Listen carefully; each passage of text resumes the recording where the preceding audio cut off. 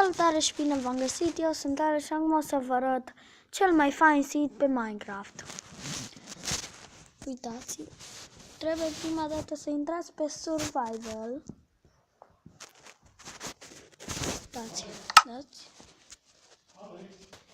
Uitați, dați pe New Adventure și Seed.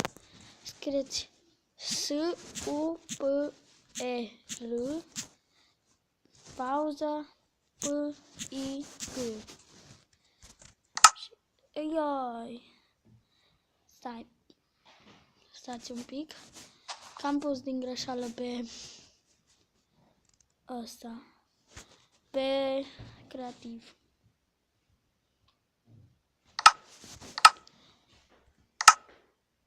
Pun pe survival.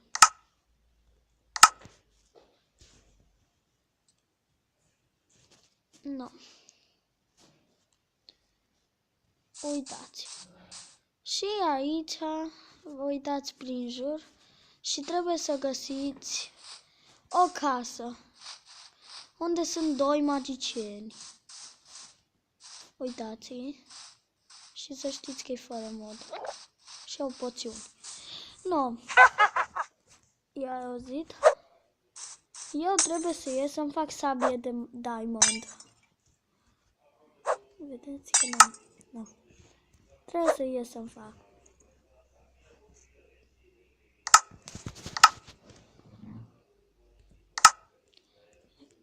Creativ. Gata, mi-am făcut sabie de diamond. Acum, uitați. Vedeți? Dați pe ei. Că dau cu poțiuni. Dați pe ei și vă dă poțiuni.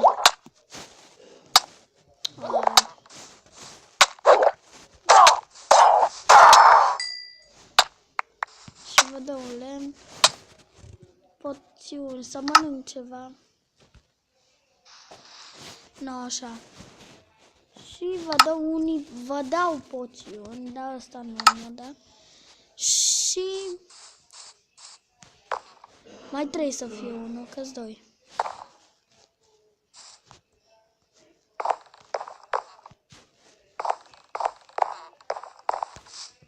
Unde-s? No, în fine.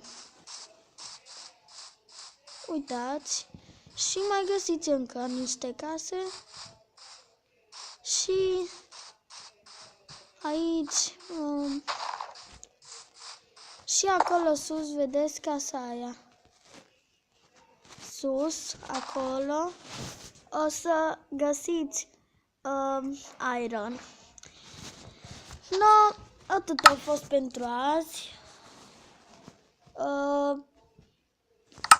Eu vreau să am cât mai mulți abonați și cât mai multe vizualizări. La revedere!